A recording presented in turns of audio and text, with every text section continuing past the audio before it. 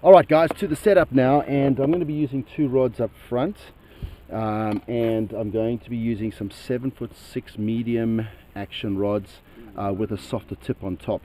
And that's because I'm going to be using a very small bait today. Now this is what I call a gimme bait. This is a little paddle tail, chosen for specific reasons though.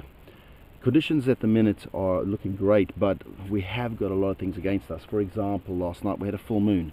The fish may have been feeding at night. It is midwinter time. The water is very cold. We had big winds yesterday, moved things around, and we've had an array of other things that would have made it it's just very cold. It's winter. So I have to start off with something that is very small, presents itself well, and is slightly darker in the water. So you'll also see I've used nail varnish, believe it or not, for that jig head. You've seen me do that before, and what that does is it makes it a little bit less conspicuous in the water, so that the fish is not always focused on the jig head, more on the bait, because they may have been fished for before, and in that case they would see the piece of lead and they would know, no, I'm not going to take that. So that keeps it nice and sort of out of the way. They spend more time looking at the lure.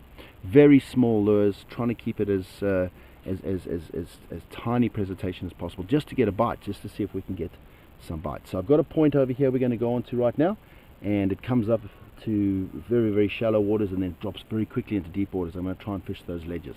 Just putting a little bit of secret scent on the baits, just to keep them a little bit concealed as well. I'm using some aniseed oil on that, so I'm just dripping it on with a little dripper, and what that does is it just takes all the smells off the boat and sunscreen and whatever we've been using during the day, and it just puts that into a sort of a neutral state so the fish don't get suspicious of it. So we've got everything ready.